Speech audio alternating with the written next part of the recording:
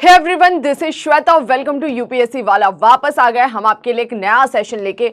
और आज की क्लास में हम डिस्कस करने वाले हैं हमारे मध्यकालीन भारत के इतिहास का एक नया चैप्टर, जहां पर हम जानने वाले हैं कि किस तरह से सल्तनत काल की स्थापना हुई या सल्तनत काल की नींव पड़ी।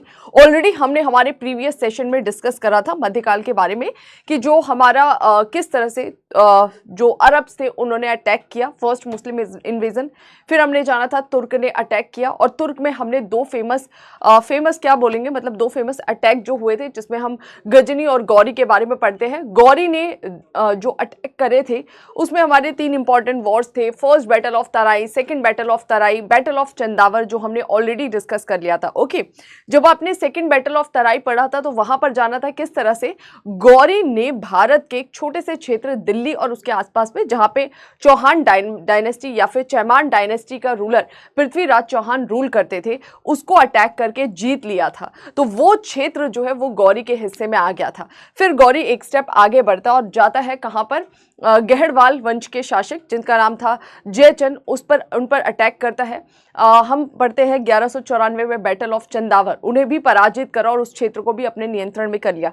तो ये दिल्ली और उसके आसपास का जो कन्नौज का क्षेत्र था, उन सारे रीजन को कॉन्कर कर चुका था कौन, गौरी। और इसमें उसके एक गुलाम ने मदद की थी, जिस गुलाम का नाम था कुतुबुद्दीन ऐबक। ओके, जिसके बारे में हम आज यहाँ पर डिस्कस करने वाले हैं। तो ये जो गौरी ने अटैक किए थे या भारत के जो भी क्षेत्र जीते थे, गौरी का बेसिकली इंटेंशन नहीं था भारत में रूल करना। इवन उस समय जितने भी ये सेंट्रल एशिया से अटैक करने वाले आ रहे थे, ये इनमें से कोई भी भारत में रूल नहीं करना चाहते थे, बल्कि इनका एजेंडा था एक तो अपने धर्म का प्रचार प्रसार, यानी इस्लाम धर्म का प्रचार प्रसार करना, और दूसरा जो इनका एजेंडा था वो था भारत से ज़्यादा लूट मचाना और लूट लेके यहाँ से सेंट्रल एशिया में जाके अपने किंगडम को और स्ट्रेंथन करना। तो बस इसी पर्पज से गौरी आया था। गौरी ने लूटपाट की और यहाँ पर जो क्षेत्र वो जीत चुका था, उन क्षेत्रों पर अपने एक गुलाम को, इवन मैं बोलूंगी अपने 3 गुलामों को अलग अलग क्षेत्रों पर बिठाकर जाता है। इंडिया के नॉर्थ वेस्टर्न पार्ट या फिर सेंट्रल पार्ट कहते हैं, जिसमें हमें दिखाई देता है। ओके, तो जिसमें हमें कौन दिखाई देते हैं,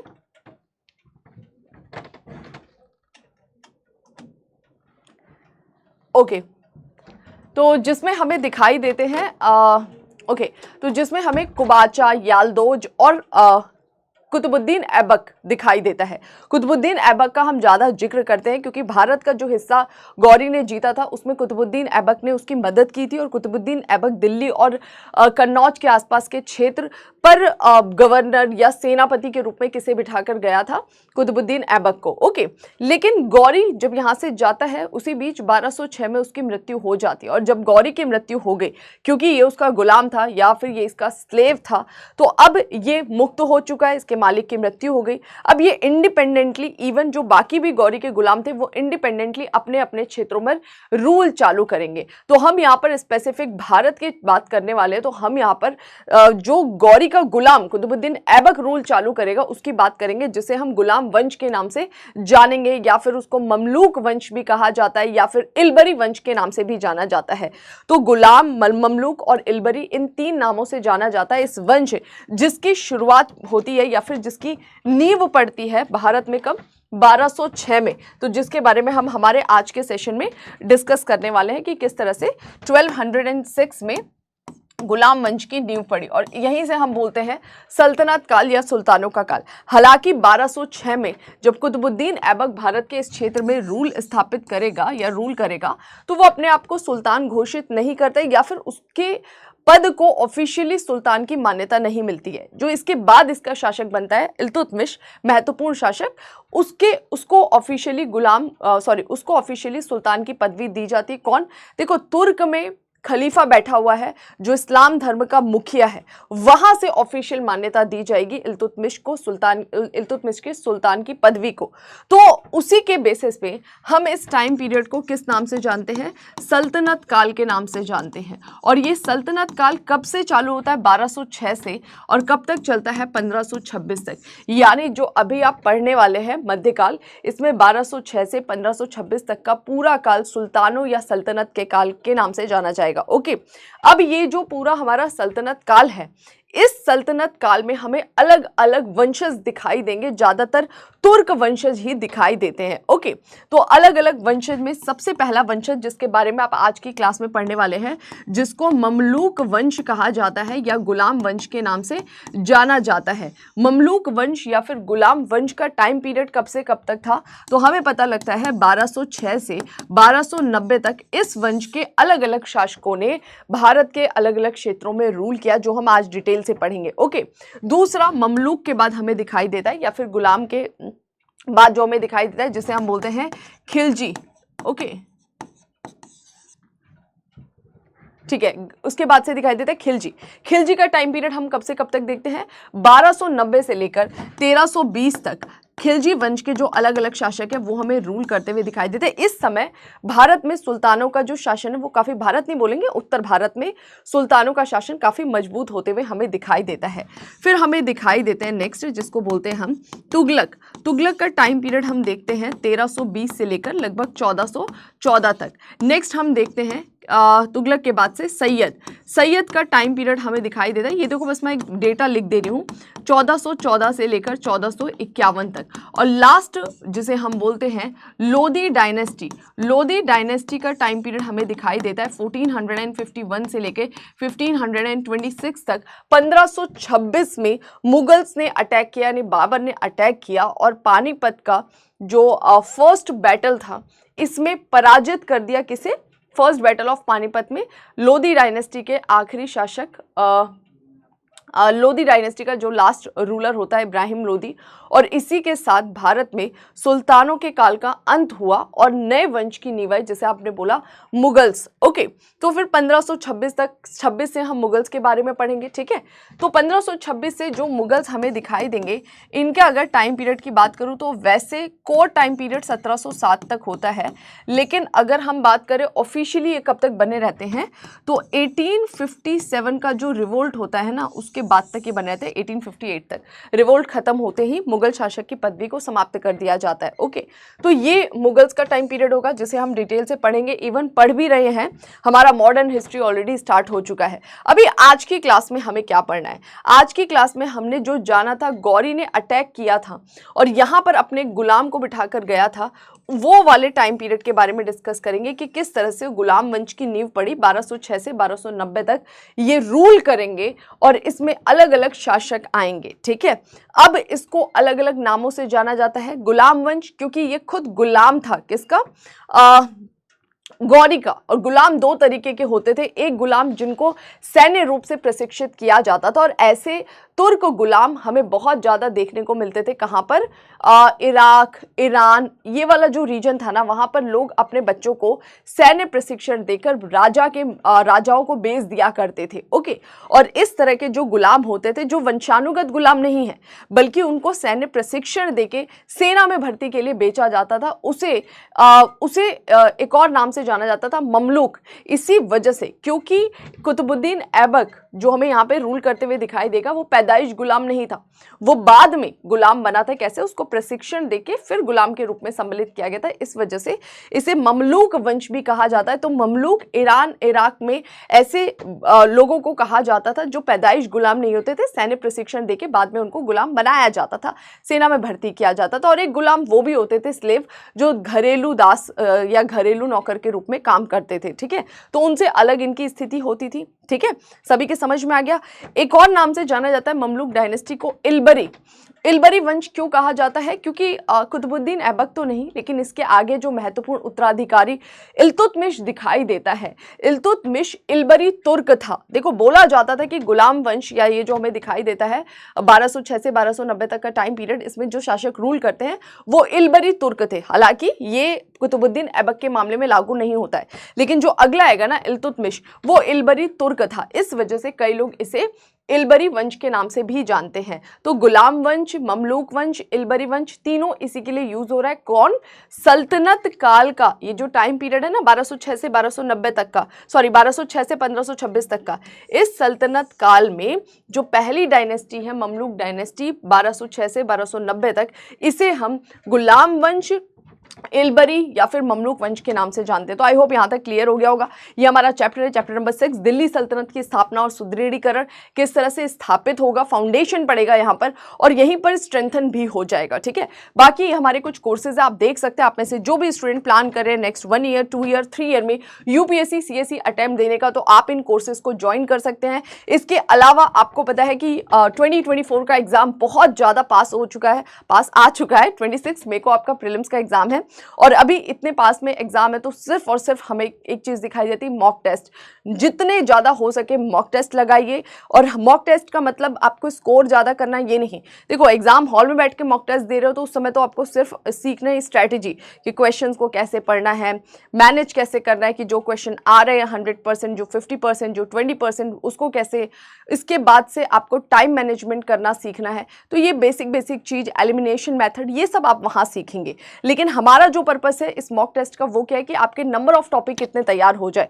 तो हर एक क्वेश्चन, 100 क्वेश्चन अगर पूछ रहा है जीएस में, तो हर एक क्वेश्चन आपका एक नहीं बल्कि 4 टॉपिक तैयार कराता है। एक क्वेश्चन 4 स्टेटमेंट है, हर स्टेटमेंट के बारे में आपको जानकारी होगी तभी आप अटेम्प्ट कर पाओगे ना। तो मॉक टेस्ट देने के बाद सॉल्यूशन देखिए और जहां जहां पर वो टॉपिक बुक में दिया है जाकर उसे 10 मिनट का रिवीजन दे दीजिए और यही आप डेली बेसिस पर करिए। और इसके लिए आप हमारे इस मॉक टेस्ट को ज्वाइन कर सकते हैं जहां पर डेली आपके टेस्ट लिए जाएंगे, जो आपके ऑल इंडिया रैंक है वो भी सब शो किया जाएगा। बाकी पूरी डिटेल के लिए डिस्क्रिप्शन बॉक्स में लिंक दिया है, वहां जाकर आप विजिट करिए। डायरेक्ट आते हैं हम हमारे चैप्टर पर, बहुत ज्यादा इसे नहीं खींचेंगे। ये रहा आपका पूरा सल्तनत। अब देखो, ये पिक्चर मैं क्यों लेकर आई, क्योंकि कई लोग बोलते हैं ना कि मध्यकाल भारत का इतिहास। मध्यकाल भारत का इतिहास केवल ये नहीं था, मध्यकाल भारत का इतिहास ये भी है। ठीक है, तो जो आप दिल्ली सल्तनत पढ़ते हैं ना, दिल्ली सल्तनत कब से लेके कब तक, जो आप 1206 से लेके 1526 तक का टाइम पीरियड पढ़ रहे हैं, उसमें हमें यहां पर रूल करते हुए दिखाई दे रहे हैं सारे शासक। ठीक है, दिल्ली सल्तनत की मैं बात कर रही हूँ कि जो रूलर्स है वो इसी क्षेत्र में दिखाई दे रहे हैं। कुछ थोड़े समय के लिए इस क्षेत्र को जीतेंगे, बहुत शॉर्ट टर्म के लिए, लेकिन दक्षिण भारत का अपना एक इतिहास होगा जहां पर आपको विजयनगर किंगडम, जहां पर आपको मजबूत बहमनी किंगडम दिखाई देगा। तो मध्यकाल मतलब सल्तनत या मुगल नहीं है। उत्तर भारत में हमें सल्तनत दिखाई देते हैं और फिर मुगल्स दिखाई देंगे। इवन औरंगजेब भी जब अटैक करता है दक्षिण में तो बहुत कम समय के लिए। ओके, तो दक्षिण भारत का अपना इतिहास था। तो अब आपको समझ में आ रहा होगा कि अगर पूरे एंशिएंट से मॉडर्न तक देखें तो सबसे पावरफुल या सबसे बड़ा किंगडम किसका दिखाई दिया था, मौर्यंस का, क्योंकि उनके में केवल इस क्षेत्र और इस क्षेत्र के अलावा ऑलमोस्ट इंडियन सबकॉन्टिनेंट का सारा रीजन सम्मिलित हो रहा था। तो फिलहाल आते हैं हमारे टॉपिक पे, सल्तनत ऑफ दिल्ली, ये उनका रीजन रहेगा, जो कोर रीजन रहेगा। ठीक है, अब हमें किसके बारे में पढ़ना है, यहाँ पर राइटर बात करता है ममलूक सुल्तान। ममलूक किसे कहते थे, आई होप सभी समझ चुके होंगे। यहाँ पर राइटर थोड़ा सा बैकग्राउंड की तरफ ले जाएगा, आपको बोलेगा तुर्कों ने पंजाब और मुल्तान विजय के बाद गंगा की वादी में अपने पांव पसारे। यानी तुर्क के बारे में आप पढ़ चुके थे कि तुर्क जो है वो कहाँ से कहाँ मूव कर रहे हैं। तो पंजाब मुल्तान इसे जीतते हुए, यहाँ पर ये पंजाब वाला क्षेत्र है, मुल्तान वाला क्षेत्र, इसे जीतते हुए कहाँ, ये गंगा घाटी, यहाँ पर है ना आपका गंगा घाटी, इधर की तरफ आएंगे और बिहार बंगाल के कुछ क्षेत्रों को भी जीत लिया। यहाँ तक आते आते कहाँ पहुंच जाते हैं, बंगाल बिहार तक जीत जाते हैं और लगभग 100 वर्षों तक शासन किया, जिसके बारे में अभी हम पढ़ने वाले हैं। ठीक है, सदी के अंत में वो इस स्थिति में पहुंच गए कि वो मालवा और गुजरात में अपने शासन का विस्तार कर पाए। आगे हमें दिखाई देता है कि यही तुर्क मालवा और गुजरात वाला जो रीजन है ना, यहाँ पर भी आकर इसको अपने क्षेत्र में सम्मिलित कर लेंगे और रूल करने लग जाएंगे और फिर धीरे धीरे ये दक्कन और दक्षिण भारत की तरफ भी प्रवेश करने की कोशिश करेंगे, जिसमें बहुत ज़्यादा ये सक्सेसफुल नहीं हो पाए थे, कुछ समय के लिए हुए थे। ठीक है, तुर्क शासन स्थापना के फलस्वरूप समाज, प्रशासन, सांस्कृतिक जीवन में दूरगामी परिवर्तन हुए। यानी ये जो तुर्क आया, गौरी, और इसके बाद से सुल्तानों का काल चालू हुआ। चाहे हम बात करें गुलाम वंश, खिलजी है, तुगलक है, सैयद है, लोदी है, ये सब तुर्क ही माने जा रहे हैं ना। और यहाँ पर आप देख सकते हो इन तुर्कों का रीजन भी आप देख सकते हो। तो बोल रहे हैं कि पहले ये इधर आए मुल्तान और पंजाब की तरफ, फिर गंगावादी, फिर बिहार की तरफ मूव करके गए, आगे गुजरात मालवा वाले क्षेत्रों को जीतेंगे और दक्षिण की तरफ अभियान चलाएंगे, जो हम आगे डिस्कस करेंगे। ठीक है, और जब ये इन क्षेत्रों पर रूल कर रहे थे तो नो डाउट यहाँ का जो समाज था, जो प्रशासन था, सांस्कृतिक जीवन था, उन सब पर भी इनका इम्पैक्ट पड़ा। यानी कि एक अलग तरह की सोसाइटी में चेंजेस आए, कल्चरल चेंजेस आए, एडमिनिस्ट्रेटिव चेंजेस आए। ठीक है, नेक्स्ट राइटर क्या बोलता है, शक्तिशाली राजतंत्र की स्थापना के लिए संघर्ष, कि किस तरह से हमें यहाँ पर राजतंत्र की स्थापना शुरुआत हो सके उसके लिए किस तरह के संघर्ष दिखाई दिए। तो शुरुआत कहाँ से होती है, मोहम्मद गौरी ने कैसे जीता था इन क्षेत्रों को वो हम पढ़ चुके थे। मोहम्मद गौरी की जगह उसके तुर्क गुलाम कुतुबुद्दीन ऐबक ने ली, जिससे ने बाद में भारत में तुर्क सुल्तान के प्रसार में महत्वपूर्ण भूमिका निभाई। बोले गौरी के बाद कौन आता है, गौरी के बाद क्यों आता है, गौरी को जीतने में भी काफी मदद किया था कुतुबुद्दीन ऐबक ने इस क्षेत्रों को। और जब गौरी जाता है उसकी मृत्यु के बाद कुतुबुद्दीन ऐबक जो है वो यहाँ का वास्तविक शासक बन जाता है। और जब कुतुबुद्दीन ऐबक शासक बना तो उसने यहाँ पर मजबूत प्रशासन की नींव रखने में भूमिका निभाई, जिसके बारे में अभी हम डिस्कस करने वाले हैं। गौरी का एक और गुलाम जिसका नाम था यालदोज, वो गजनी में तख्त पर बैठा हुआ था। यहाँ पर यालदोज भी बैठा हुआ है, ठीक है, क्योंकि गौरी ने अलग अलग गुलामों को जगह पर बिठा रखा था ना। अब गौरी मर गया तो यालदोज ने इस क्षेत्र पर अपना नियंत्रण कर लिया, जो गजनी के सुल्तान के रूप में दिल्ली पर भी हुकूमत का दावा करता था। अब ये बैकग्राउंड इसलिए बता रहा है, आगे काम आएगा। बोला जा रहा है कि यालदोज जो यहाँ पर बैठा हुआ था, कहाँ पर, तो गजनी में तख्त पर बैठा हुआ है, और वो बोल रहा है क्योंकि मैं गजनी का सुल्तान हूं तो जो क्षेत्र, ध्यान से सुनिएगा, जो क्षेत्र गौरी ने जीते थे वो सारे क्षेत्र मेरे अधीन है। यानी यालदोज जो यहाँ पर बैठा हुआ है, कहाँ पर, गजनी में बैठा हुआ है, वो बोल रहा है कि भाई ये दिल्ली भी मेरा है। वो वहीं बैठे बैठे इस पे दावेदारी करता था। ऐबक जो लाहौर पर शासन करता था, इसी समय से गजनी से अपना संबंध तोड़ लेता है। यहाँ पर लाहौर का क्यों जिक्र है, क्योंकि इन्होंने अपनी कैपिटल किसे बना रखी थी, लाहौर को बना रखी थी। किसने, ऐबक ने। तो लाहौर जो इनकी राजधानी थी, यहाँ पर ऐबक शासन कर रहा है, इन क्षेत्रों का मैनेजमेंट यहीं से कर रहा है। वो जब उसे पता लगता है कि यालदोज यहाँ पर दावेदारी कर रहा है तो उसने इसके साथ में हर तरीके के संपर्क सूत्र खत्म कर दिए। अब पढ़ते हम वन बाय वन इल्तुतमिश के बारे में, ठीक है। इल्तुतमिश टाइम पीरियड इसका कब से कब तक रहा था, जो आपने अभी पढ़ा, किसके बारे में, कुतुबुद्दीन ऐबक के बारे में। इसकी मृत्यु के बाद हमें इसका समय दिखाई देता है, ठीक है। और एक चीज और मैं यहाँ पर आपको बता दूं कि कुतुबुद्दीन ऐबक की मृत्यु के बाद कुछ समय के लिए उसका अयोग्य पुत्र उत्तराधिकारी बनता है, ठीक है, लेकिन वो अयोग्य था।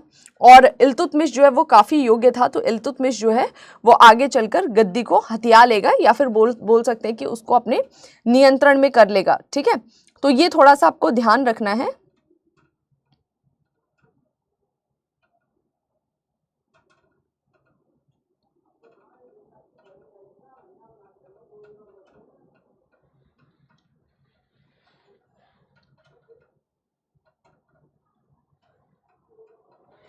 ठीक है, चलो, तो मैं आपको ये बता रही थी कि जो कुतुबुद्दीन ऐबक था, यहाँ पर थोड़ा सा ध्यान देंगे।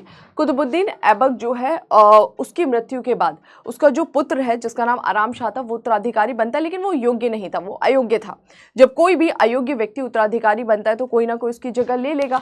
तो उसकी जगह किसने ली थी, उसकी जगह लेता है इल्तुतमिश। इल्तुतमिश का टाइम पीरियड हमें दिखाई देता है यहाँ पे 1210 से लेकर 1236 हम अराउंड मानकर चलते। देखो यहाँ पर मैं आपको वही शासक के बारे में बताने वाली हूँ जो कि योग्य थे, जो महत्वपूर्ण थे, ठीक है। बीच में और भी शासक आएंगे, उनके बारे में हम डिस्कस नहीं करेंगे, ठीक है। जैसे आराम शाह आया, हमें पढ़ने की जरूरत नहीं है, अयोग्य था। इल्तुतमिश आ गया, भले 1211 से आया, लेकिन हम मानकर चल रहे 1210 से 1226 तक, तो इसमें 1236 तक इसमें डिस्प्यूट नहीं करना है। तो इल्तुतमिश जो है जब ये शासक बनता है, इस मतलब इस टाइम पीरियड के बारे में मैं आपको पढ़ा रही हूँ।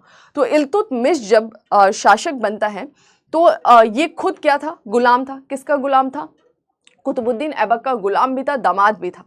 तो ये इल्तुतमिश जब शासक बनता है, जब पदवी धारण करता है, तो इसको बहुत सारे जो तुर्क थे, जो बैठे हुए थे ऑलरेडी यहाँ पर, उन अमीर तुर्कों ने इसको अपना शासक मानने से इनकार कर दिया। उनका कहना था कि देखो पहले तो इल्तुतमिश गुलाम है, किसका, कुतुबुद्दीन ऐबक का, और कुतुबुद्दीन ऐबक भी गुलाम था, किसका, गौरी का था। तो गुलाम का गुलाम, उसको हम कैसे शासक मान ले। तो इल्तुतमिश के शासक बनने पर अमीरों ने काफ़ी विरोध किया, लेकिन ये काफ़ी कूटनीतिज्ञ व्यक्ति था, इसने पूरी सिचुएशन को संभाला। कैसे संभाला वो सब हम अभी डिस्कस करेंगे, ठीक है। अब थोड़ा सा जान लेते हैं हम कुतुबुद्दीन ऐबक के बारे में। कुतुबुद्दीन ऐबक का टाइम पीरियड बहुत कम था, इसे दिल्ली को सुदृढ़ करने का समय मिल ही नहीं पाया। 1206 से 1210, बताओ 4 साल में ये क्या उखाड़ लेगा, कुछ खास इतिहास नहीं उखाड़ पाया, लेकिन फिर भी इसने जो जीते हुए क्षेत्र थे उनका प्रशासन सही तरीके से चलाया, कोशिश की कि स्थिति को सही कर सके। कुछ इसका वास्तुकला में योगदान है, जिसमें हम देखते हैं कुतुब मीनार, ठीक है। तो कुतुब मीनार जो है उसकी नींव किसने रखी थी, फैक्चुअल टाइप का डाटा है। कुतुब मीनार जो है इसकी नींव या फिर इसके जो फाउंडेशन है वो किसने रखा था, कुतुबुद्दीन ऐबक ने रखा था, लेकिन इसको कंप्लीट कौन करा था, आगे इल्तुतमिश, ठीक है। फिर हम देखते हैं कि इसके अलावा 2.5 दिन का झोपड़ा, ये जो है मस्जिद बोलेंगे से यहाँ पे शिक्षा भी दी जाती थी। तो 2.5 दिन का झोपड़ा जो है वो भी किसके द्वारा बनाया गया था, इसी के द्वारा नींव डाली गई थी, कुतुबुद्दीन ऐबक के द्वारा, ठीक है।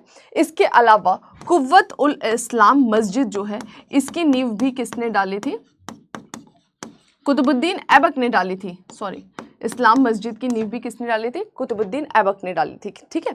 कुतुबुद्दीन ऐबक को लगबख्श कहा जाता था क्योंकि बहुत उदार था, बहुत ज़्यादा दान वगैरह दिया करता था, तो इस वजह से इसे लगबख्श के नाम से भी जानते थे। तो ये कुछ इसके अचीवमेंट्स हैं इसके टाइम पीरियड में जो हमें दिखाई देते हैं, फैक्चुअल टाइप का आप देख सकते हैं। अब आ जाते हैं मोस्ट इंपॉर्टेंट, इल्तुतमिश। इल्तुतमिश को कहा जाता है दिल्ली सल्तनत का वास्तविक संस्थापक। तो अगर आपसे पूछा जाएगा कि दिल्ली सल्तनत की नींव किसने रखी, तो आप कुतुबुद्दीन ऐबक लिख कर आएंगे, लेकिन अगर पूछा जाएगा एक्चुअल फाउंडर या वास्तविक संस्थापक, तब आपका स्टेटमेंट चेंज हो जाएगा, आपको क्या लिख कर आना है, इल्तुतमिश। ये वास्तविक संस्थापक था। कैसे था वास्तविक संस्थापक, क्योंकि इसने जो इसको किंगडम मिला उसको बहुत ज्यादा सुदृढ़ किया। इल्तुतमिश के किंग बनते ही बहुत सारे विरोधों का सामना करना पड़ा, स्पेशली जो अमीर तुर्क थे वो इसके खिलाफ बातें कर रहे थे। तो इल्तुतमिश के लिए एक बहुत बड़ा चैलेंज था उन अमीर तुर्कों को अपने फेवर में करना। तो इसके लिए इसने इन अमीर तुर्कों से मिलकर 40 लोगों का एक ग्रुप बनाया, जिसे तुर्क ए चहलगानी नाम से जाना गया, जिसमें वो 40 अमीर तुर्कों को बिठाया करते और उनसे सलाह मशवरा लिया करते थे। और वो आगे चल के तुर्क ए चहलगानी इतनी ज़्यादा पावरफुल हो जाती है कि कौन सुल्तान बनेगा नहीं बनेगा इसमें उनका रोल होने लग जाता है, ठीक है। तो इल्तुतमिश ने अपनी स्थिति सुदृढ़ करने के लिए उसने तुर्क ए चहलगानी जैसा स्ट्रक्चर बनाया और अमीरों का फेवर ले लिया। अब अमीर इसके सपोर्ट में आ गए, अच्छा ये हमारी बात सुन रहा है, इसके लिए इसने ये ग्रुप बनाया, ठीक है। ऐबक 1210 में चौगन घोड़े पर जो पोलो खेलते हैं वो खेलते हुए घोड़े से गिर गया, बहुत ज्यादा घायल हो गया और उसके बाद उसकी मृत्यु हो गई। मृत्यु होने के बाद जो उसका वास्तविक योग्य उत्तराधिकारी बना कौन, उसका दामाद इल्तुतमिश बना। इल्तुतमिश को उत्तर भारत में तुर्कों को वास्तविक रूप से सुदृढ़ करने वाला सुल्तान माना जाता है, क्योंकि इसके राज्यारोहण के समय अली मर्दाना खान ने स्वयं को बंगाल और बिहार का राजा घोषित कर दिया था। और उस पूरी स्थिति को इसने कैसे संभाला, जिसके बारे में अभी हम डिस्कस करेंगे। तो देखो, इसको वास्तविक रूप से सुदृढ़ करने वाला कहा जाता है। वन बाय वन इसके स्टेप्स को देखेंगे, आपको खुद समझ में आ जाएगा। पहली व्यवस्था, इसने तुर्क ए चहलगानी की स्थापना की, ओके, और ये यहाँ का शासक आराम से बन बैठा। लेकिन इसी टाइम पीरियड में जैसे ही ये शासक बना, कई लोग इसके शासन को स्वीकार नहीं कर रहे थे ना, तो बंगाल और बिहार में जो अली मर्दाना खान था उसने स्वयं को यहाँ का राजा घोषित कर दिया कि मैं बंगाल और बिहार का राजा हूँ, या ये क्षेत्र मेरे नियंत्रण में आ गया है। इसने बोला चलो ठीक है, शांति से चीजों को ऑब्जर्व कर रहा था। वही एक गुलाम जिसका नाम था कुबाचा, उसने खुद को मुल्तान का स्वतंत्र शासक घोषित कर दिया। इस वाले क्षेत्र में कुबाचा ने बोल दिया कि भाई मैं यहाँ का शासक हूँ। उधर यालदोज बैठा हुआ है, कहाँ पे, गजनी पे, वो तो बोल रहा है कि दिल्ली ही पूरा मेरा है। तो आप देख रहे हो इसको कितने सारे अलग अलग चैलेंजेस मिल रहे हैं, ठीक है। इधर बंगाल बिहार वाला, इधर मुल्तान वाला और इधर गजनी वाला, ठीक है। तो कुबाचा ने खुद को मुल्तान का स्वतंत्र शासक घोषित कर दिया और इसके बाद से लाहौर पर और पंजाब के कुछ भागों पर उसने अधिकार कर लिया, यानी कि अटैक किया कुबाचा ने लाहौर और पंजाब वाले क्षेत्र पे, क्योंकि वो बहुत पास था ना। ओके, नेक्स्ट, राजपूतों को भी अपनी स्वतंत्रता का अवसर मिल गया। इस समय ये मूवमेंट ऐसा था कि राजपूत भी अब इंडिपेंडेंट जो है, जगह जगह पर देखो राजपूत ऑलरेडी इंडिपेंडेंट थे, लेकिन जहां पर भी अटैक किया गया था, नियंत्रण किया गया था, ये वो टाइम पीरियड था, ये वो वीक टाइम पीरियड था इनका, ताकि वो और ज़्यादा अपने आप को स्ट्रेंथन कर सके। तो राजपूतों को भी अपनी स्वतंत्रता का अवसर मिला और उन्होंने कालिंजर, ग्वालियर, अजमेर और पूरे पूर्वी राजस्थान से तुर्क शासन जो था, जो इधर पूरब की तरफ जा रहे थे, इसको उखाड़ फेंका। ओके तो ये एक बहुत ही चैलेंजिंग फेज था। आप चारों ओर से देख सकते हैं, जो मैंने आपको इमेज पर दिखाने की कोशिश की है।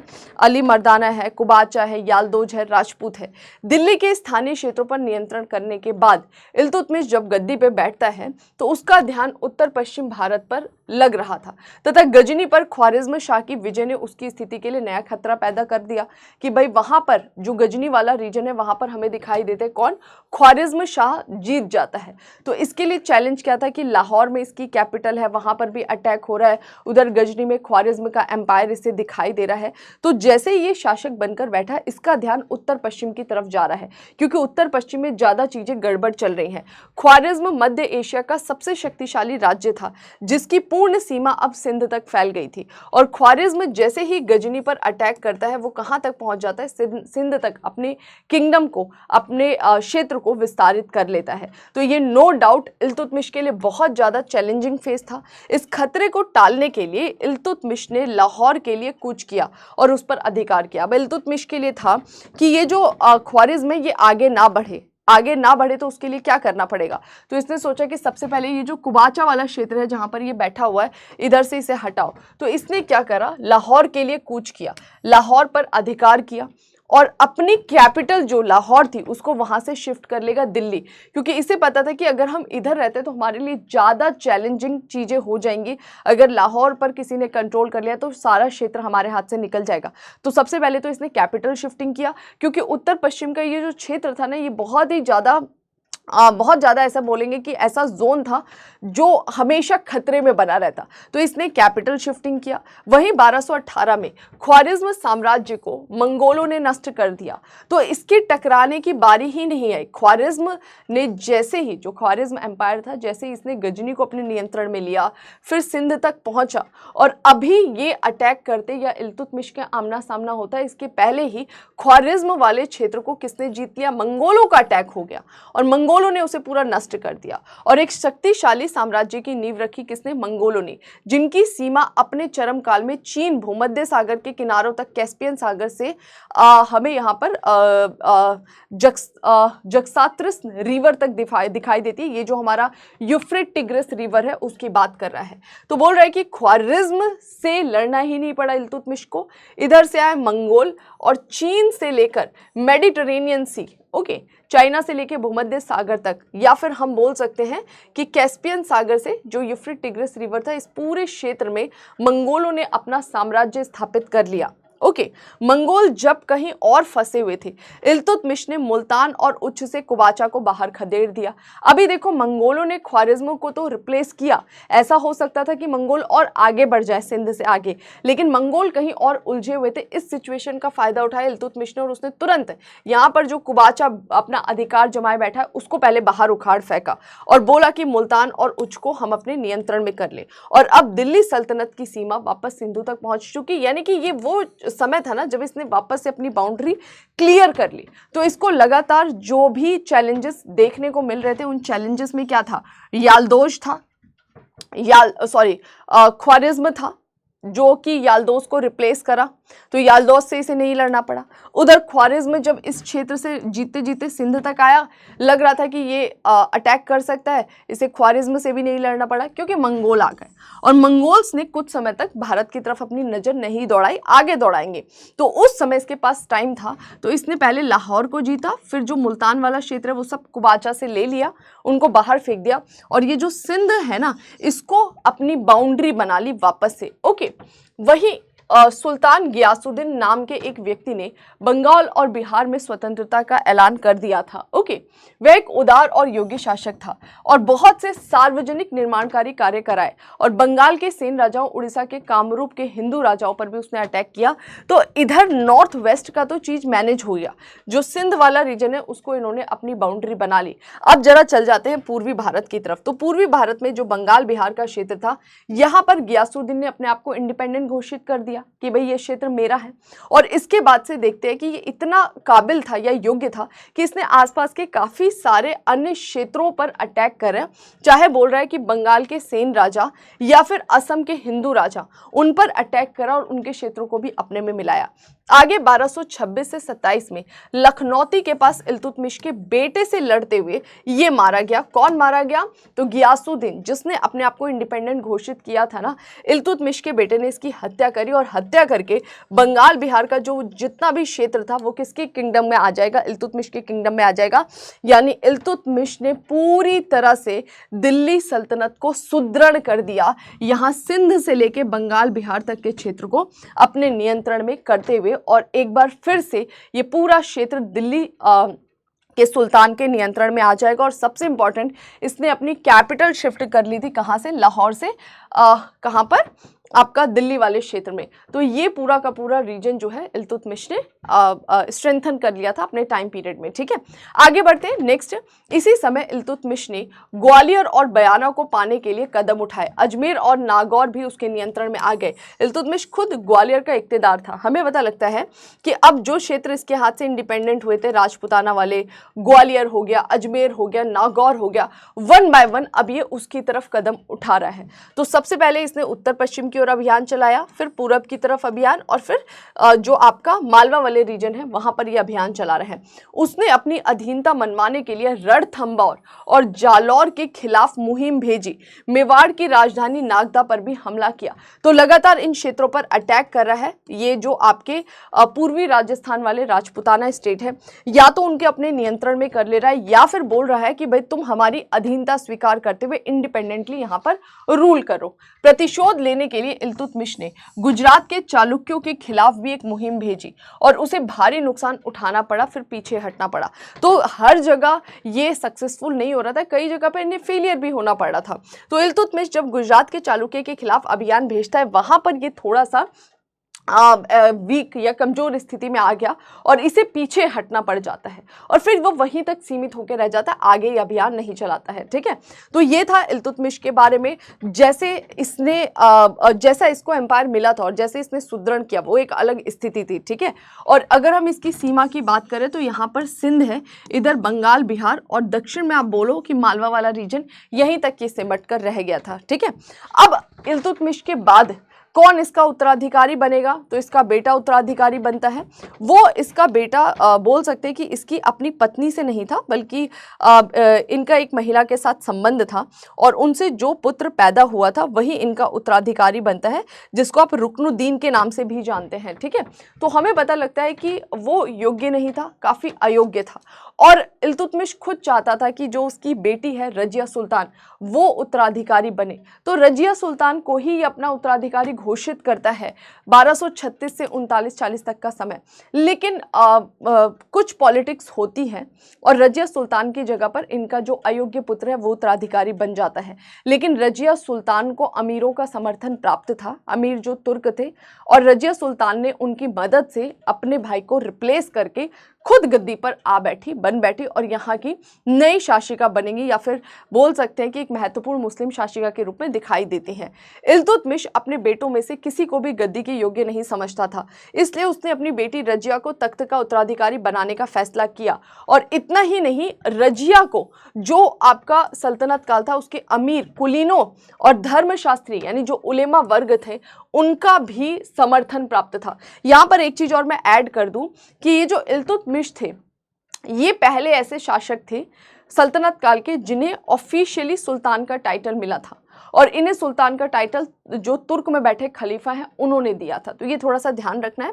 अच्छा, वापस आते हैं रजिया सुल्तान। रजिया सुल्तान को अच्छा खासा समर्थन मिला हुआ था, ये गद्दी पे बैठने के लिए योग्य भी थी, लेकिन फिर भी इनको गद्दी पे बैठने को नहीं मिलता है। जो इनके भाई होते हैं वो बैठ जाते हैं गद्दी पे उत्तराधिकारी बनकर, लेकिन इन्होंने अपनी कैपेबिलिटी से उसको रिप्लेस किया, खुद वहाँ की शासिका बनी। अपना दावा मनवाने के लिए रजिया को अपने भाइयों से टकराना पड़ा और शक्तिशाली अमीर तुर्कों से भी, और वह 3 साल तक शासन कर सकी। देखो, रजिया एक बार जब शासिका बनी उस समय तो अमीर तुर्कों ने इनको सपोर्ट कर दिया, लेकिन जब ये शासिका बनी तो अमीर तुर्कों को लगा था कि ये लेडी है, बेचारी है, बना देते हैं, चीज़ें तो हमारे पावर में रहेगी। स्पेशली वो जो तुर्क चहलगानी 40 तुर्कों का जो एक सिस्टम था, उन्हें ऐसा फील हुआ। लेकिन रजिया बहुत योग्य थी, ये बस एक फीमेल थी, यही इनकी गलती थी, ऐसा कहा जाता है इतिहासकारों के द्वारा। अदरवाइज रजिया में सभी वो गुण थे जो एक योग्य शासक में होते हैं। तो रजिया सुल्तान जैसे ही पद पर बैठी, उन्होंने हिजाब लेना छोड़ दिया। जो पुरुष की तरह कोट पहन कर आते हैं, कैप लगा कर आते हैं, उस तरह की वो वेशभूषा धारण कर रही हैं, दरबार में आकर बैठ रही हैं, अमीर कुलीनों से बातचीत कर रही हैं, अलग अलग पदों पर अपने हिसाब से योग्य व्यक्तियों को बिठा रहे, इवन जो गैर तुर्क थे उनको भी ये काफी प्रमोट कर रही हैं। तो कुल मिलाकर जब रजिया रूल करती हैं और अमीरों को लगता है ये तो एक्चुअल में रूल करने लग गई, मतलब ये सच में सारे डिसीजंस खुद ले लिए, तो वो सिचुएशन ऐसी थी कि अमीर तुर्कों ने भी इसका धीरे धीरे विरोध करना चालू किया और सोचा इसको हटाओ, ये किसी काम की नहीं है, ये तो हमें मनमाने हरकत नहीं करने दे रही। और फिर यहाँ से रजिया के खिलाफ अमीर तुर्क और उसके जो भाई है वो लोग कॉन्स्पिरेसी करेंगे। तो बहुत कम समय तक ये रूल कर पाई अपनी योग्यता के कारण, लेकिन पूरा टाइम इसका कॉन्स्पिरेसी से ही भरा हुआ था जो तुर्क और इसके भाई कर रहे थे। यह राजतंत्र और उन तुर्क सरदारों के बीच सत्ता का संघर्ष था जिन्हें कभी कभी चालीसा या चहलगानी कहा जाता था, वही ज्यादा इससे डिस्टर्ब थे। रजिया ने स्त्री वेश त्याग कर मुंह पर बुर्का डाले बिना दरबार लगाना आरंभ किया। वो शिकार पर भी जाया करती थी, युद्ध में सेना का नेतृत्व भी करती थी। जो उन अमीर तुर्कों को गवारा ना था, उनको लगा कि अरे यार ये तो लड़की, हमने सोचा इसको बिठाएंगे, हमें मनमानी करने देगी तो करने ही नहीं दे रही है। वजीर निजामुल मुल्क जुनैदी ने उसके सत्तारोहण का विरोध किया, लेकिन आगे न केवल वो हारा बल्कि भागने पर मजबूर हुआ। तो लगातार जो इसके खिलाफ विद्रोह हो रहा था, रजिया उसे दबा रही थी, अपनी योग्यता से दबा रही थी, ना कि किसी भरोसे पे। ओके, राजपूतों को कब्जे में लाने के लिए रजिया ने रणथंभौर के खिलाफ एक मुहिम भेजी और कानून व्यवस्था की स्थापना की, यानी कि ये भी कुछ मिलिट्री कॉन्क्वेस्ट कर रही है, जो आसपास के क्षेत्र वहां पर सैन्य अभियान चला रही है। लेकिन बहुत छोटा सा टाइम था और अंदर ही कॉन्स्पिरेसी हो रही, तो बहुत कुछ कर नहीं पाई। गैर तुर्कों को ऊंचों पदों पर लाइए, बहुत सारे ऐसे गैर तुर्क थे। गैर तुर्क का मतलब ये नहीं है कि इस्लाम नहीं होगा उन लोगों का धर्म, वो लोग भी इस्लाम को फॉलो करते थे। गैर तुर्क का मतलब वो तुर्की नहीं थे, वो तुर्क के नहीं थे, वो भारतीय मुसलमान हो सकते थे। तो ये गैर तुर्कों को भी सपोर्ट कर रही थी, अच्छे अच्छे पदों पर ले जा रही थी। याकुत खां जो इसके शाही अस्तबल का अधीक्षक था, जो इनका शाही अस्तबल हुआ करता था, उसको उसका केयर टेकर बनाया हुआ था। नाम के एक अबिसिनियाई हबसी अमीर से उसके कुछ ज्यादा लगाव थे, तो अमीरों को ये पसंद नहीं आता था। अमीरों को लगता था ये सारा काम जो है याकुत खान से पूछ पूछ के करती है और इनके आपस में कुछ संबंध भी है, ऐसा उनको डाउट था। तो ये जो दो चीजें थी, डायरेक्टली इन्होंने अप्रोच किया कि अमीर जो है वो कॉन्स्पिरेसी करे रजिया के खिलाफ। आगे लाहौर और सरहिंद में विद्रोह उठ खड़े हुए। रजिया ने लाहौर के खिलाफ एक अभियान चलाया, लेकिन सरहिंद जाते हुए एक अंदरूनी बगावत फूट पड़ी जिसमें याकुत खान मारा गया और रजिया को कैद कर लिया गया। ये बेसिकली कॉन्स्पिरेसी थी जिसमें बोला गया कि भाई विद्रोह हो रहा है, कहां पे, लाहौर और सरहिंद में। अब इस विद्रोह को दबाने के लिए रजिया सुल्तान यहां पर जा रही है, पहले से सारी साठगांठ कर ली थी। ओके, कि भाई अब वहां पर जाएगी, उसको वहीं पर कैद बना लिया जाएगा या कैदी बना लिया जाएगा, कैद में रख लिया जाएगा। और यही हुआ, याकुत खां मारा गया, रजिया को कैद कर लिया गया। लेकिन रजिया बहुत स्मार्ट लेडी थी। रजिया को जिसने कैद किया था उसी के साथ रजिया ने थोड़े से प्रेम संबंध बनाए। रजिया ने उसे कैद करने वाले अल्तुनिया को लुभा लिया और उसे शादी करके उसको बोला कि देखो हम शादी करते हैं और चल के दिल्ली पे वापस से नियंत्रण करते हैं और तुम मुझे फ्री करो। अल्तुनिया उसके बाद में आ गया और अल्तुनिया उसको उन्होंने विवाह कर लिया और उसके बाद से दिल्ली पाने के लिए वो वापस से निकल चलते हैं। दिल्ली की तरफ मूव कर ही रहे थे, वही इसके भाई और बाकी तुर्कों को पता था ये लोग आ रहे हैं, तो उन्होंने रास्ते में ही इसके खिलाफ कॉन्स्पिरेसी की और जंगल में डाकुओं के हाथ इसको मरवा दिया। तो ऐसा संघर्ष का टाइम पीरियड रहा पूरा रजिया का काल। समकालीन इतिहासकार मिन्हाज सिराज ने रजिया की अत्यधिक प्रशंसा की और उसमें सुल्तान के सभी गुणों का मौजूद होना बताया। उन्होंने कहा रजिया जो एक ऐसी लेडी थी जिसमें सुल्तान बनने के सभी गुण थे, बस एक ही कमी थी कि वो एक महिला थी। ओके, विवेक में लोकोपकारी थी, राज्य की हितैषी, न्याय करने वाली, प्रजापालक और महान योद्धा थी, ऐसा वो बोलते हैं। ठीक है, अब आ जाता है बलबन का युग। रजिया के बाद उसका भाई उत्तराधिकारी बनता है, लेकिन उसके बारे में हम नहीं पढ़ेंगे क्योंकि हमारे काम का नहीं है। हमें योग्य उत्तराधिकारी पढ़ना है तो वो हमें बलबन दिखाई देता है। ये इसका टाइम पीरियड है, ठीक है। रजिया की मृत्यु से बलबन के शक्तिमान बनने का काल जो है वो चालू हो गया, ठीक है। और ये वो टाइम पीरियड था जो अमीर और राजा के बीच में, या अमीर और जो सुल्तान था उसके बीच में संघर्ष, अमीर मतलब तुर्के चहलगानी, और जो सुल्तान बन रहा था उसके बीच में संघर्ष तो रजिया के टाइम में चल रहा था, वो आगे भी चलेगा, ठीक है। लेकिन ये एक ऐसा मौका था जो एक व्यक्ति था बलबन, उसके लिए एक अच्छी अपॉर्चुनिटी थी।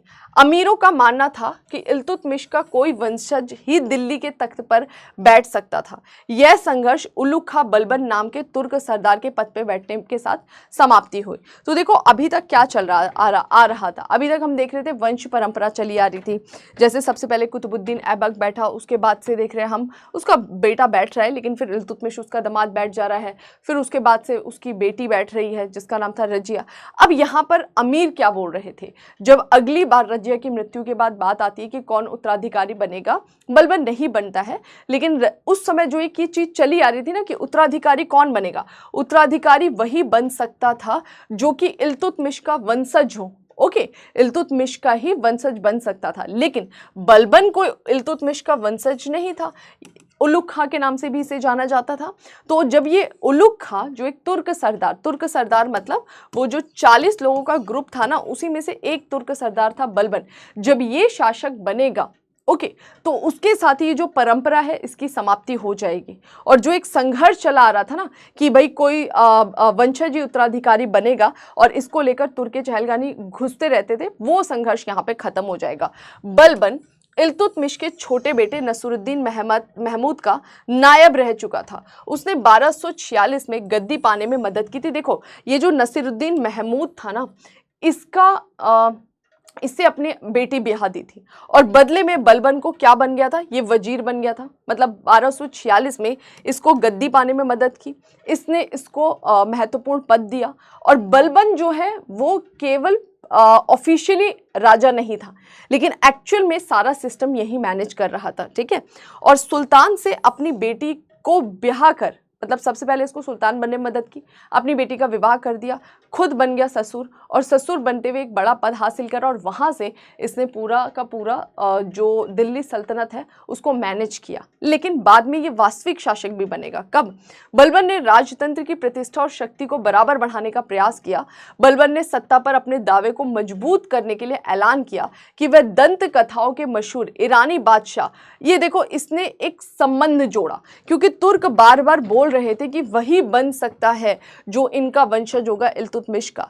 तो ये चाहता था कि मैं बनूं शासक, मैं डायरेक्ट राजा बन जाऊं, लेकिन इसको कहीं ना कहीं से एक संबंध तो बनाना पड़ेगा। तो इसने एक कहानी बनाई, और उस कहानी में अपना जो है वंशानुगत दावा प्रदर्शित किया, ठीक है, और अपने आप को तुर्क कुलीनों के रक्षक के रूप में प्रस्तुत किया कि मैं सारे जो तुर्क कुलीन है ना उनका रक्षक हूं, तो तुम मुझे पद पर जाने दो। सरकारी पदों पर कुलीनों के अतिरिक्त अन्य वंशजों को बिठाने से मना कर दिया कि जितने भी सरकारी पद है केवल वहां पे तुर्क कुलीन ही जाकर बैठेंगे, तो तुर्क अमीर तो खुश हो जाएंगे ना, और जितने भी ऊंचे पद हैं वहां से भारतीय मुसलमानों को इसने बाहर कर दिया। तो कुल मिला के बलबन जो है एक बैकग्राउंड तैयार कर रहा था, एक बेस तैयार कर रहा था कि मैं उत्तराधिकारी बनकर बैठ जाऊं। और जब ये उत्तराधिकारी बनकर बैठता है तो उसने ये काम किया।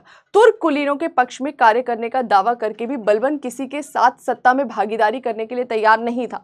ये नहीं चाह रहा था कि भाई मैं किसी के साथ अपने पद को शेयर करूं, जो इसका दामाद बनकर बैठा हुआ था। बलबन आगे चलकर हमें पता लगता है कि जैसे ही गद्दी पे बैठा, इसके दामाद जैसे ही वहां से हटेगा ये गद्दी पर बैठेगा। जब ये गद्दी पर बैठेगा, वैसे भी उसका कोई रूल करने का इतना मन नहीं था, जब ये गद्दी पर बैठता है तो इसने सबसे पहले क्या करा, जिन तुर्क चहलगानी का ये फेवर कर रहा था उसी तुर्क चहलगानी को साइड करेगा, क्योंकि अब ये राजा बन चुका, अब ये शासक बन चुका है। तो सबसे पहले इसने चहलगानी की ताकत को तोड़ने के लिए तुर्क चहलगानी व्यवस्था को हमेशा के लिए समाप्त कर दिया, ठीक है। आगे जनता का विश्वास जीतने के लिए उसने हमेशा घोर निष्पक्ष, ऐसा कहा जाता था कि बलबन जो है ना वो बहुत ही न्यायप्रिय व्यक्ति था, वो बहुत ही तटस्थ होकर न्याय देता था, और उसने हर विभाग में जासूस नियुक्त किए, शक्तिशाली केंद्रीकृत शासन का भी गठन किया। जैसे ही इसके हाथ में सत्ता आई, पहले इसने तुर्क चहलगानी को साइड करा, अपने किंगडम में कोई भी इसके खिलाफ कॉन्स्पिरेसी ना हो इसलिए बड़े लेवल पर हर जगह पर इसने जासूस नियुक्त किए। न्यायप्रिय था, मतलब बहुत सत्यनिष्ठ निष्ठा के साथ न्याय देता था। इसके दो मकसद थे, आंतरिक गड़बड़ियों से निपटना तथा मंगोलों को पीछे हटाना जो पंजाब में पैर जमाकर दिल्ली सल्तनत के लिए गंभीर खतरा बने हुए थे। जब बलबन पद पर बैठा तो उसके लिए सबसे पहली प्रॉब्लम तो क्या थी, जो तुर्क अमीर जो कॉन्स्पिरेसी करते थे उसको वो झेल कर आया हुआ था, देख कर आया था, तो उसको था सबसे पहले तो इसे मुझे साइड करना है, यानी अपने प्रशासन को मजबूत करना है। दूसरा, मंगोल यहाँ पर बैठे हुए थे, कभी भी वो अटैक कर सकते थे, उस सिचुएशन से भी इसे निपटने के लिए तैयार होना था। उसने सैन्य विभाग, अब इसके लिए उसने सबसे पहले क्या किया, दीवाने अर्ज जिसे सैन्य विभाग कहा जाता है उसका पुनर्गठन किया, वापस से उसे रीऑर्गेनाइज करा, स्ट्रेंथन किया ताकि हमारी सेना मजबूत बनी रहे, और अराजक तत्वों से निपटने के लिए रक्त और तलवार की नीति अपनाई। जहां पर भी देखता लूट खसोट होता, अमीर कोई भी गलत हरकत करते, तुरंत के तुरंत उनके खिलाफ एक्शन लेता था। इस वजह से बलबन की जो पॉलिसी थी इसको रक्त और लॉ की नीति कहते हैं। तो इसने अपनी सेना को मजबूत किया, हर एक गलत काम के खिलाफ बहुत ही स्ट्रिक्टली एक्शन लिया, जिसकी वजह से इसकी इस पॉलिसी को रक्त और लॉ की नीति भी कहा जाता है। लुटेरों को निर्ममता पूर्वक पकड़कर मारा, दिल्ली के समीप अनेक जंगल काटे, वहां पर अनेक फौजी थाने कायम किए ताकि ये जो लुटेरे हैं, बीच में डकैत हैं, वो सब ये काम करते हैं जो भी डकैती का, वो सब रोका जा सके। तो बहुत ही स्ट्रांगली इसने इन सारी चीज़ों को एग्जीक्यूट किया। दोआब और कटिहार जो रुहेलखंड वाला रीजन है, बलबन ने जंगलों की सफाई का आदेश दिया, और जो भी वहां पे आसपास के बागी गांव थे, जब वो इस क्षेत्र की सफाई करा रहा था तो जो भी यहाँ के आसपास के बागी गांव थे उनको उसने नष्ट कर दिया, जो ऐसा करने से मना कर रहे थे। स्त्री पुरुष बच्चों को, वहां के गाँव के जो स्त्री पुरुष बच्चे थे उनको इसने गुलाम बना दिया। ओके, बलबन शानदार दरबार लगाता था। तो बेसिकली जब ये पद पर बैठा था, इसके द्वारा कौन कौन से सेना में सुधार किए गए, एक तो सेना का पुनर्गठन किया गया, इसके अलावा इसने यहाँ पर जितने भी अराजक तत्व थे उनसे निपटा उसी सेना की सहायता लेके। इसके अलावा हमें पता लग रहा है कि बलबन और क्या करता है, तो आसपास के जंगलों की सफाई कराता है, वहाँ पर थाना स्थापित कराता है, और दोआब वाले रीजन में गांव के गांव इसने साफ कर दी, जो भी विद्रोह कर रहे थे उन जंगलों को साफ करने से मना कर रहे थे। आगे बलबन के बारे में पता लगता है कि दरबार में ही अपने आप की सर्वोच्चता कैसे स्थापित कर रहा था। तो दरबार में अपने आप को सर्वोच्च दिखाने के लिए शानदार दरबार लगाता था। ऐसा कहा जाता है कि इसके आसपास जितने भी सेना रहती थी वो नंगी तलवार लिए खड़े रहते थे। जो अंग रक्षक थे वो बिल्कुल तलवार जो है म्यान में नहीं होती थी, बाहर होती थी।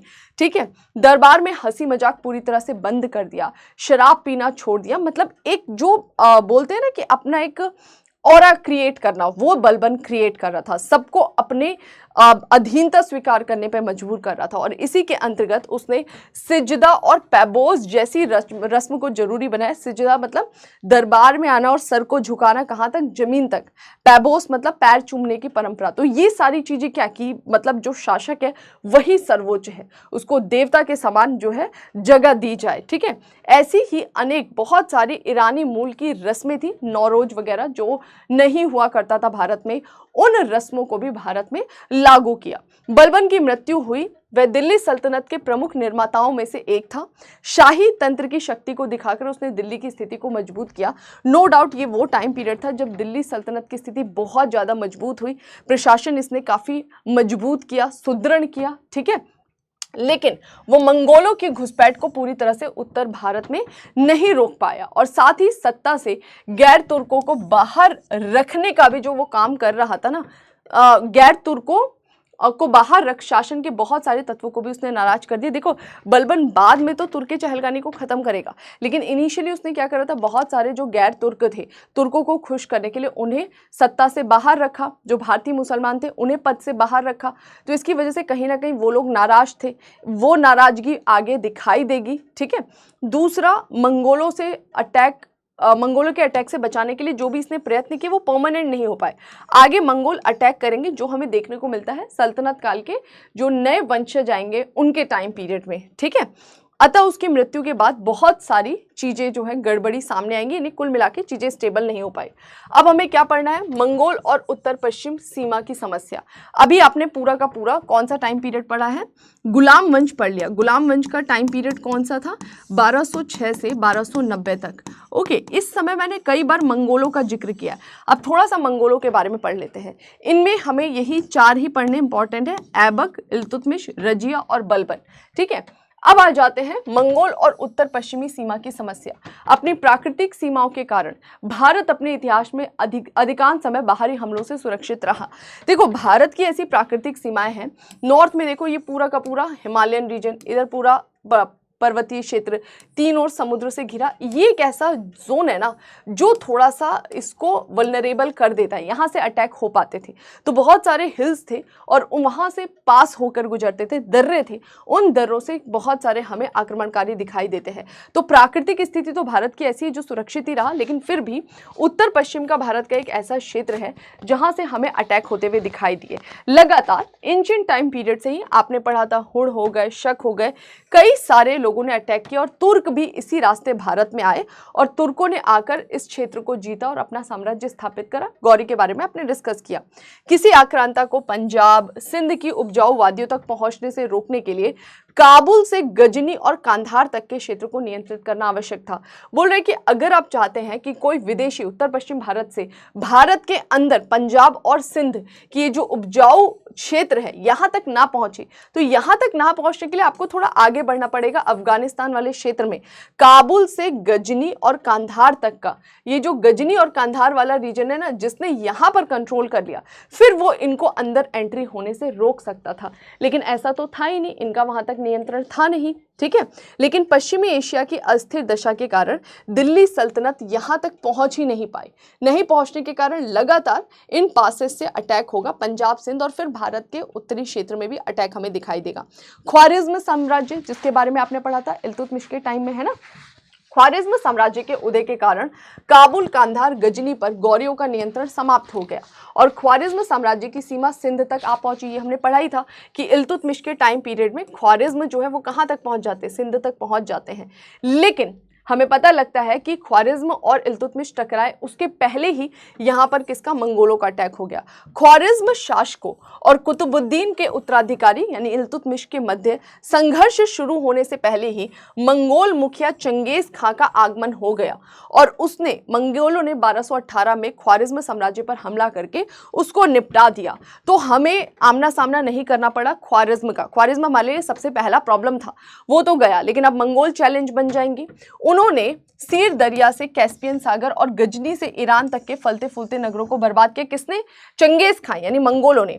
लेकिन कालांतर में मंगोलों ने इस क्षेत्र में शांति और कानून व्यवस्था की स्थापना की तथा चीन से भूमध्य सागर के तट के व्यापार मार्ग सुरक्षित किए और इस यहाँ से धीरे धीरे इसके पुनरुत्थान की प्रक्रिया, यानी जब मंगोलों ने इनिशियली अटैक किया तो यहाँ पे बहुत लूटपाट मचाई, बहुत हिंसा की, लेकिन आगे चल के उसने इस क्षेत्र में स्टेबिलिटी स्थापित की और ना केवल स्टेबिलिटी बल्कि यहाँ पर शांति इस तरह की स्थापित हुई कि व्यापारिक मार्ग एक्टिव हो गए, सारे व्यापारिक मार्गों को सुरक्षित किया और ये जो क्षेत्र था वो फलने फूलने लगेगा, ठीक है। मंगोलों से भारत को खतरा कब हुआ? उस समय तो नहीं, ख्वारिज्म को अटैक करके उस क्षेत्र को अपने नियंत्रण में कर लिया, वहां से वहां तक अपना एम्पायर पावरफुल कर रहा है। कहां से? भूमध्य सागर से चीन तक। लेकिन भारत में कब खतरा हो रहा है? 1221 में।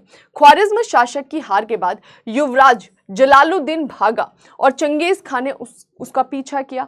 भाई आपको पता है ख्वारिज्म जब एम्पायर इसके हाथ में चला गया, चंगेज खान के हाथ में चला गया, तो हमें पता लगता है कि जलालुद्दीन जो उसका बेटा था वहाँ के शासक का, वो वहाँ से भागेगा, भाग कर जाता है किसके पास शरण के लिए? इल्तुतमिश के पास शरण के लिए। इल्तुतमिश ने उस समय बहुत होशियारी दिखाई, उसे पता था कि भाई अभी तो हमने नींव रखी है, हमारी ऐसी स्थिति नहीं है कि हम जलालुद्दीन को शरण दें और चंगेज खां उसके पीछे पीछे भारत में आ जाए, जलालुद्दीन उसको शरण दे और चंगेज खां उसके पीछे पीछे भारत में आ जाए तो दिक्कत हो जाएगी। तो बस इन्होंने शरण देने से मना कर दिया और जलालुद्दीन यही सिंध के आसपास के क्षेत्र में मंडराता रहा और कई बार मंगोलों ने यहाँ पर अटैक किया, लेकिन भारत उस समय मंगोलों के अटैक से बच गया।